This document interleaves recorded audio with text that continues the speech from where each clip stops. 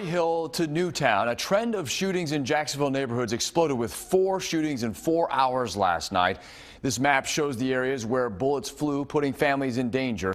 Action News Jax investigates. Jamarlo Phillips went out today to track down city leaders to find out what they're doing to get a handle on this violence.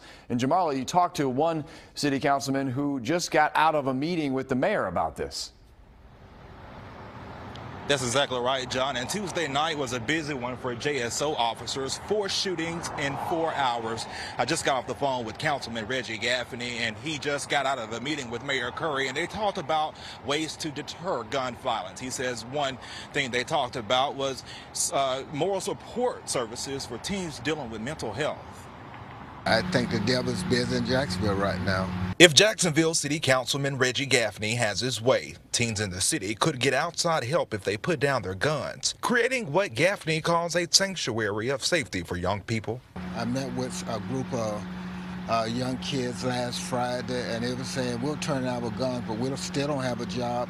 We still sometimes looking for a safe place to go and lay their heads. So I think we got to figure out how to come up with some additional resources to be able to meet these kids who want to turn their life around. Last night, JSO responded to 4 shootings in the city. The first one happened at the intersection of Owens Avenue and Plum Streets, where a man was shot in the face. A second shooting happened near the intersection of Grunthal and West State Streets in the Newtown neighborhood.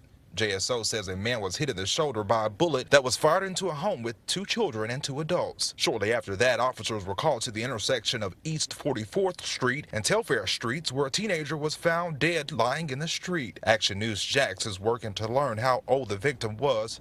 No suspects have been arrested. Later that night, police were called to West Lincoln Court, where a 16-year-old was shot in the arm at the Roosevelt Gardens apartment complex. With growth come headaches and crime, and so I think we got to get on the front end of it. Gaffney believes those bad influences are behind a wave of gun violence. I think it's much more that I can do as well as the city can do.